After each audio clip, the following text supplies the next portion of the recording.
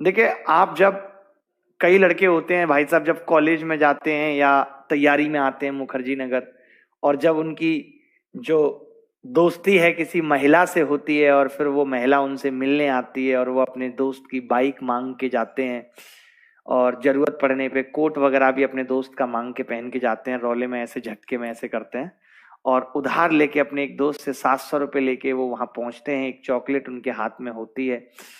उनका दिल नहीं होता पहली बात तो कि वो कॉफी पिए, आइसक्रीम खाएं। मैं आपको बताता हूँ किस तरीके के क्षण होते हैं। महिला मिली तो वो पूछेगी अरे मुझे ना आइसक्रीम खानी है, तो वो आइसक्रीम एक ही लेंगे। वो पूछेगी आप भी ले लीजिए कि नहीं, क्योंकि उनको पता है कि बजट 700 है, अगर मैंने भी खाई तो काम बिगड़ जाएगा। अरे नहीं, मैं आइसक्रीम नहीं खाता। ऐसे ही वो कॉफी शॉप में जाएंगे, मुझे ना कॉफी नुकसान करती है, सूट नहीं करती उतनी, तो जनरली मैं क्या करता हूँ कि आप कॉफी ले लीजिए, ठीक है।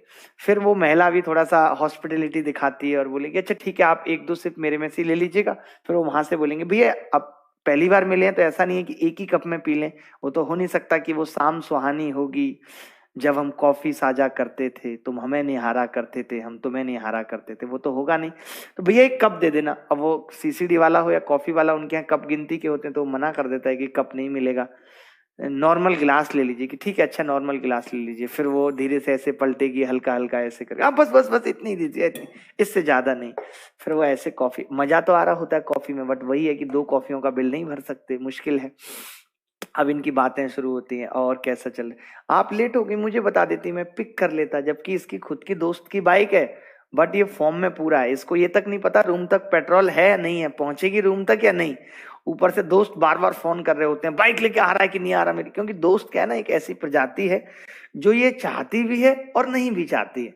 जैसे दोस्त महिला में इससे मिलने जा रहा, थोड़ी खुशी होगी, बट जब ज्यादा टाइम लगा देगा और दोस्त को लगेगा कि अब इसकी बात पक्का बन गई, तो वो फिर परेशान करने लगेगा, लेके आ रहा नहीं आ रहा मेरी बाइक, अभी वहीं आ जाऊंगा। अरे नहीं नहीं नहीं भाई, बस बस आ रहा हूँ। तो फिर अरे दोस्त, फिर वो बोलेगा, अरे दोस्त क्या है ना, परेशान कर देते हैं। अब एक्चुअली क्या है, मैं ही देखता हूँ सारी चीजें, अब इनको सवाल नहीं होगा तो मुझे ही आवाज, मतलब अपनी इनडायरेक्टली तारीफ कर रहा है कि दोस्त इसके बिना बिल्कुल नहीं रह पाते। ये बताना चाह रहा है कि तुम भी मेरे बिना बिल्कुल नहीं रह पाओगी। मतलब मैं कहीं भी बाहर जाता हूँ तो दोस्त तुरंत फोन करने लगते हैं। इस तरीके की कहानियां बना रहा है भाई साहब। फिर सामने बातें शुरू हो जाती हैं, फिर बातें फोन तक पहुंचती हैं। ये बड़ा एक कॉमन क्वेश्चन होता है, अच्छा आपको गुलाब जामुन पसंद है? अरे मुझे भी। कौन सा वाला, ब्लैक वाला, व्हाइट? अबे व्हाइट वाला कौन सा गुलाब जामुन होता है, वो तो रसगुल्ला होता है। बट नहीं, फिर भी इनकी बातें इस तरीके की चल रही हैं कि अच्छा मुझे मीठा बहुत पसंद है, हाँ मुझे भी बहुत पसंद है। कई चीजें क्या होंगी कि इसको पसंद नहीं है, बट ये क्या कर रहा है कि उसको खुश रखने के लिए बोल दे रहा है हाँ मुझे बहुत पसंद है। अरे हम दोनों में ना देखो कितनी सिमिलरिटी है, कितना कुछ मिलता है हमारा। ऐसे फिर दोनों में बात हो रही है, हाँ इसी तरीके से क्या होती है कि बातें आगे बढ़ती चली जाती हैं। ये जो बातें अभी इतने प्यार से हो रही हैं, 2-4 महीने में ये बड़ी बड़ी लड़ाइयों में तब्दील होने लगती हैं बातें।